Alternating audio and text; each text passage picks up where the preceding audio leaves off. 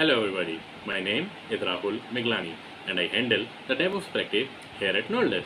Noldes is a team of passionate technologists with a product mindset who work along with businesses to deliver solutions at the speed of competitive advantage. Our main capabilities include related products like IoT, microservices, API, Scala, data engineering, and obviously DevOps. We also have strategic partnership with Databricks, Lightplan, Confluent, and many more to deliver more value to the clients. Right now, I welcome to this course and I hope you will enjoy this. Thank you very much. Now, quickly looking at the agenda for today's session, we'll probably look at, I've already told you about Nodus. We'll quickly look at KubeCost, and then we'll quickly look at the architecture of the KubeCost, how it works, what is the flow, and how it gives you the details on its dashboard. Then we'll quickly move on to InfraCost and its feature and overall benefits of InfraCost. And probably at the end, I'll probably quickly show you uh, a demo of how KubeCost works. So sit back, relax on this wonderful topic. Let's move forward. So KubeCost actually helps you monitor and manage cost as well as capacity in Kubernetes environments. KubeCost integrates with your infrastructure, wherein your team or DevOps admin can track, manage, and reduce the costs. You can go on to use KubeCost or which is the commercial one or the open cost. If you get in touch with us, we'll give you a brief about KubeCost and we'll install it and we can help you manage your cost, Kubernetes cost within a few minutes. So what KubeCost does, generally speaking, it can allocate your out of cluster codes with AWS, and similarly it is also compatible with Azure as well as GCP. It will also get configured with AWS Spot feed integration, and KubeCost is you can go onto KubeCost website and get in touch with their engineers if you have advanced questions. With us, you can probably stay in touch with KubeCost, how it works, how it manages your cost, and how it helps you using or it helps you decreasing your cost or managing your cost. So there are many methods to set up KubeCost, as I've already told you. Simple Helm installation is what we recommend. That will provide most functionality to understand what this tool or this product can do. By default, KubeCost will detect the cloud provider where it is installed, and it pulls up your list prices for your nodes, for your storages, and services like load balancers, and it is independent of Azure, AWS, or GCP, right? While the basic Helm installation is useful for understanding the value KubeCost provide, most of we would want to deploy with your Ansible or Terraform, which is your let us say infrastructure as a code model, right? So there are many methods to provide KubeCost with the necessary service accounts or privileges needed, but we generally recommend using the various cloud integrations, right? For enterprise subscription, cloud integration is only run on the primary cluster, and the file is a JSON array where multiple accounts and provider can be configured, right? And if you want to have some considerations in mind before you set up or before you have a specific use case, you may need to look into your storage configurations and requests and limits.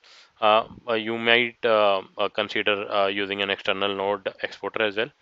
And if you want to deploy a KubeCost without persistent volume, that is also one of the consideration you can look into. Um, As I said, there are certain benefits and its feature. You will get a unified cost monitoring. That is the foremost advantage of using KubeCost. You'll have optimization insight. We'll see that in the demo, and you'll have cost allocation plus alerts and governance. So these are the basic four major features, or as we call as benefits of KubeCost. In the demo, they will be more clear. But before we go into the demo, let's look at the architecture of KubeCost. Now, the KubeCost core architecture, as I said in the beginning, they are deployed with KubeCost Helm chart. There are certain enterprise components such as durable storage. That excluding, other than that, most of the components are deployed with the KubeCost Helm chart. We have a KubeCost Cost Analyzer port, wherein the front end runs the Nginx, and then we have a cost model. Second most important part is the Prometheus. We have a Prometheus server. Then we have Kube state metrics. Then we have node exporter. We have a push gateway, and then at the end we have a alert manager, which is used for custom alerts. We also have network cost that is used for determining network egress cost, and then we have Grafana, which provides supporting dashboard for KubeCost product. It is optional. As a core, I can say you can have KubeCost cost analyzer port, and then you can have Prometheus, right? But if you want to get into, let us say, the custom pricing architecture, you'll probably want to look into on-demand rates, similar for AWS, Azure, and GCP. Then you'll probably go into negotiated rates, and then you have support data feeds for AWS as well. Now, cloud provider billing for reconciliation and out of cluster spend is there. Then you have AWS cost and usage report. You also have Azure cost, and with GCP, you have the BigQuery export. Wherein, if you want to go into enterprise architecture, as I said, um, uh, they have durable storage within KubeCost application, which is used with Thanos. But for the sake of this demo, we'll probably stick to KubeCost product, which has the KubeCost cost analyzer port with front end and cost model. And then we have a Prometheus. As I said, Grafana still remains optional. So in the demo, I'll probably showcase you the KubeCost dashboard, wherein it will tell you the cost allocation and Kubernetes asset cost. As a whole, you'll get it in a Grafana dashboard if you want to see, and your cluster efficiency is also a tab which you can focus on depending on the architecture. We'll also showcase you the KubeCost cost allocation in detail. You can sort by the number of days and assigned by the namespaces, and this is how your cost allocation will look like. We'll also go into something called as health status, which is basically the KubeCost health status, as you can see on the screen. More important for you or for the management is to look into the health of your cluster, right? In the demo also, we'll look into it, and obviously at the end of the demo we'll look into the amount of saving we have done with KubeCost. So which is more important if you're architecting a big Kubernetes based architecture as a whole. So this is very important. We'll quickly go to into the demo soon.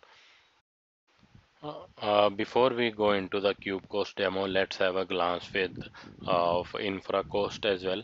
We'll also have a InfraCost demo at the end. So InfraCost shows the cloud cost estimate for Terraform. For example, it will give your DevOps engineer to see a cost and breakdown and understand the cost before making changes. So it will either show you in the terminal or in the pull request. So this provide your DevOps team with a safety net, as you can discuss the cost before making any changes, or let your management known of the cost before you do any changes of in your Terraform code, right? So InfraCost is a very useful tool. How do you install it? You quickly, if you have a Mac, you just brew install InfraCost, and that should be it. InfraCost minus version will give you its version. Or you can then get the API key, and then you can start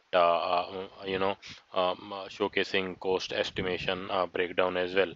Um, why InfraCost, and what it helps is it helps you monitor cost estimate, right?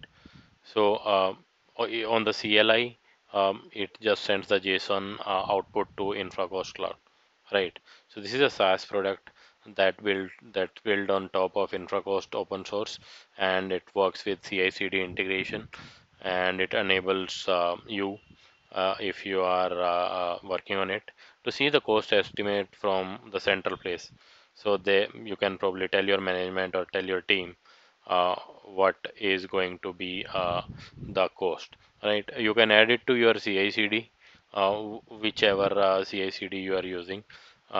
And if you use VS Code, they have a VS Code extension, so you can utilize that as well. Um, Integration, if you talk about integration, InfraCost is easily integrated with GitHub Action, GitLab, CI. Azure pipelines, you have Slack if you want to have alert and talk over that. And obviously VS Code, as I just said, right? And if you want to talk about the supported cloud right now, they are supporting AWS, Azure, and Google, right? And it gives you basically uh, uh, the uh, overview and the usage alerting, right? So the basic API has two main types: the products and its prices. So each product can have multiple prices, as we all know from our cloud providers, right? Now, for example, AWS will have EC2, Azure will have virtual machines, and GCP will have compute engine, right? Right. So, what are the main properties of prices? Um, a basic example, it's in USD, right? And then how it uses, it will showcase you with every on pull request on CLI how much it is going to cost, right? So we'll showcase that you in a demo as well, but to give you the complete or basic picture, you will have a basic overview of the cloud you are going to use with your each pull request, right? So all new cost estimate basically on CLI will apply with the discount going forward as well. That depends whether you have your cloud discount integrated, right? Now, this is a very important feature wherein you will probably um, you'll probably be able to forecast how much your changes are going to cost, right? So infra cost, as I said, with respect to cost estimation, um, it will give you an upper hand, right? Because you will probably be able to do a breakdown and probably be able to differentiate between different cloud providers, and probably see how much it is or how much a particular change is going to cost you, right? As I said, it works with Terraform and TerraGrant. You can use their hosted cloud pricing API, or you can self-host as well, right? So very easy to use. My main point of covering InfraCost with KubeCost was very easy to use, CLI friendly. So admin likes me, DevOps admin like us. Uh, uh, will be happy to use InfraCost with our Terraform, right? So right now with AWS, Azure, and GCP, you will be able to see your cost breakdown and differences. I'll showcase it to you in the demo, but keep in mind, Azure, AWS, and GCP is what they support right now, and obviously they have integrations with products like Slack, right? So obviously Atlantis is also one of the integration it gives you, uh, but yeah, main part of covering InfraCost was it our extraction of the cost related parameters, right. So let's quickly jump into a demo and see how InfraCost and KubeCost helped you. So let's start with KubeCost first. Let's start with a demo of KubeCost, and then we'll move on to uh, a demo of InfraCost and see how it helps us in our Kubernetes-based architectures, right? So moving on, let's move on to Rahul Soni, who'll provide us a quick demo of InfraCost and KubeCost to start with. Hello, welcome to the demo of KubeCost. So first thing first, this is an overview dashboard of KubeCost. So let me quickly go through from it. As you can see, this is an overview of everything. Like you can see the cost allocation, the asset cost of my Kubernetes, and you can see cluster efficiency, the out of the cluster cost, for example, cloud storage, artifact registry, BigQuery and all. And I'm not using these services, so that's why it is showing me zero cost. So first thing, cost allocation. So cost allocation is the one of the greatest feature of KubeCost. It can show you the cost allocation at very granular level. So you can see my cost at namespace level, and if you want to see my cost at pod level, so you can select pod here. Now it will show you the cost of my each and every pods. And if you want to see the container, you can select container, and now it will show you cost allocation at container level. So this is the most interesting feature of KubeCost. Then we have assets allocations, or cost of my Kubernetes assets. So it will show you the cost of resources which is being consumed by my Kubernetes cluster. For example, compute instances, log storage, artifact registry and all. So now you can select any aggregator which you like, and you can see all those cost allocations or cost. So as you can see, my node cost is $1 and cluster management is 0.7. So this way you can see cost allocations of my Kubernetes resources. And then we have one of the main, or you can say one of the another great feature of KubeCost.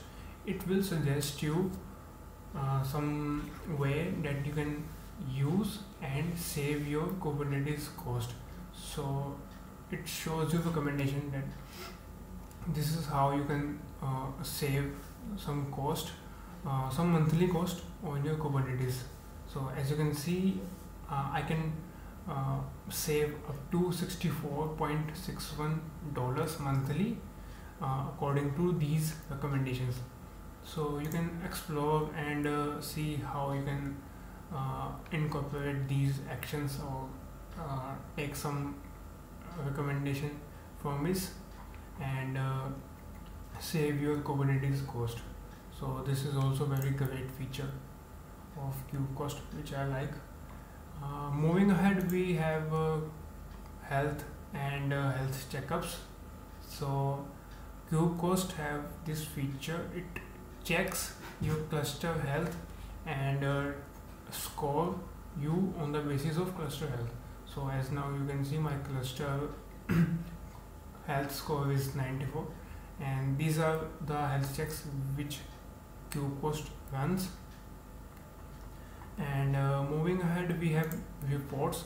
So with the KubeCost, you can generate your monthly, or you can also generate your weekly cost allocations report. So you just need to click here and choose the asset report or allocation report. So let me show you how you can generate allocation report. You just need to select your aggregator, and if you have some defined selector levels, then you can add label here, and this you just need to save the report. And you can also download the report in CSV format. So this is a very great feature if you want to make spreadsheets or Excel sheets from these cost allocations. So this is a very good feature of KubeCost. Now moving ahead, we have alerts. For example, you want to set up alerts if your health score is less than 80, then you can have Slack channels, and you can also put some emails of your DevOps folk, and KubeCost will send alerts whenever the threshold is surpassed. So this is the KubeCost dashboard. Now I will show you the KubeCost Prometheus exporter. So after you deploy Kubernetes Prometheus exporter, you can export all those data into your Grafana instance, and then you can create dashboard out of it. So as you can see, this is my dashboard. This is my KubeCost dashboard, and you can add panels here. You just need to select KubeCost and select the metric that you want, and from here now you can select metrics and create your KubeCost dashboard on Grafana. So KubeCost is also comes with the Prometheus exporter. Now we will move ahead to InfraCost. So this is the dashboard of my InfraCost. So as you can see, this is the merge request which I have created, and InfraCost will show you the cost breakdowns or cost estimation whenever you create a pull request or merge request. So let me show you how it creates, or how it will help you in showing you the cost estimates. So this is my closed merge request. So let me show you how it works. So whenever I made some changes in my Terraform file, then create a merge request on my repo, so it will run my InfraCost on my merge request. Then it will show me the difference of previous cost and my new cost, and it will comment down those cost breakdowns right into my merge request. So from the merge request directly, developers or DevOps guy can see the cost difference, and you can also see which resource is made changed, and how the cost difference is taking effect after these changes. And also, if you are using InfraCost Cloud or InfraCost Cloud Dashboard, you can also see these merge requests from here, and this is the graph of my pull request cost changes. And you can see right now I am having only one pull request, so that's why you can see only one dot. Let me just create another merge request to show you this in action. So let me make change here and number of count here. Change is saved. Oh, I just forgot to create a new branch, so let me create a new branch. Terraform from master. Now these two changes have been made, so let me commit these changes.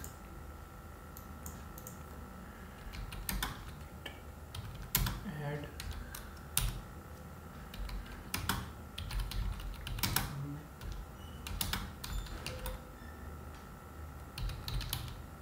I'm just entering the random message.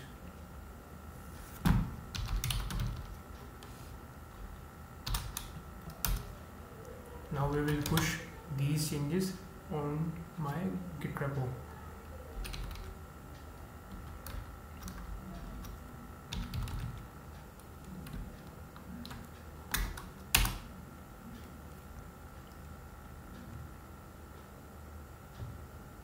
Yeah, so changes have been made.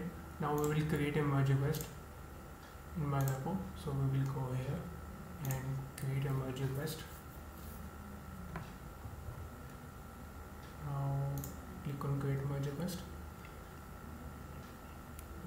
and you will see just after creating the merge request, a CI/CD pipeline will trigger, and it has two jobs. First, it will plan out my previous state of cloud resources. Then it will run my InfraCost to compare those previous changes to my current changes, or you can say current state of my infrastructure. So after completing this pipeline, you will see a InfraCost comment right here in the MR.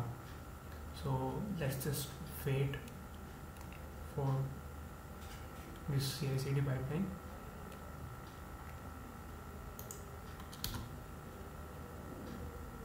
Yeah, now you can see pipeline is successful. It is also almost, yeah, it is completed successfully. And you can see my previous cost was 361.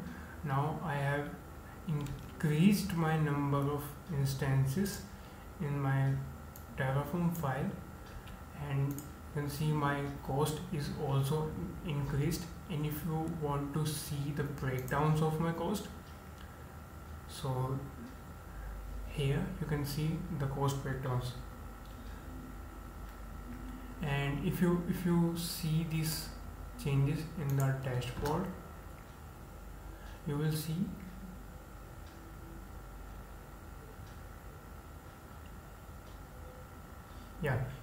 a new dot has been created, and you can see my merge request or pull request here, and you can see the cost inclusion in right here in the pull request.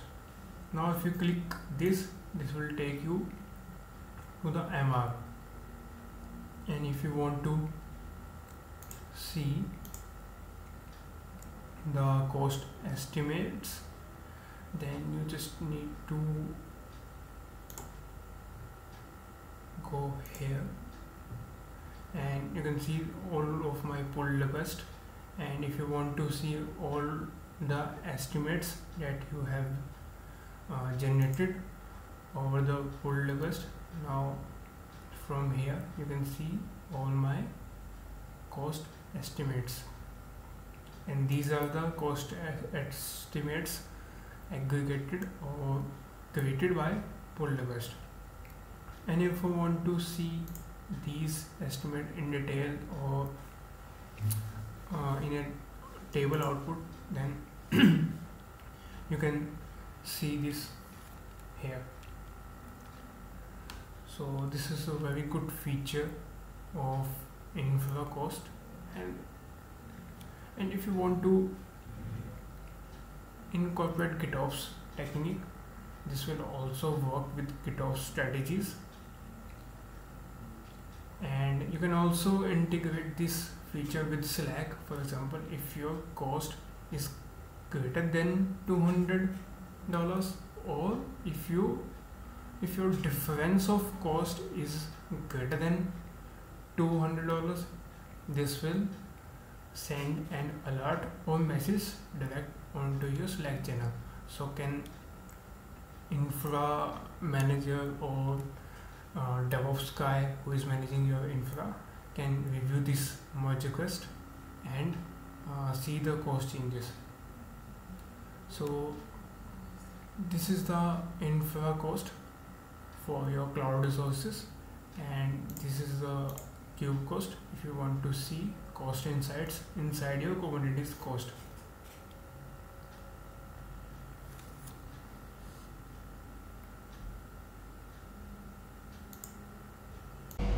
Well, this brings us to the end of the current session.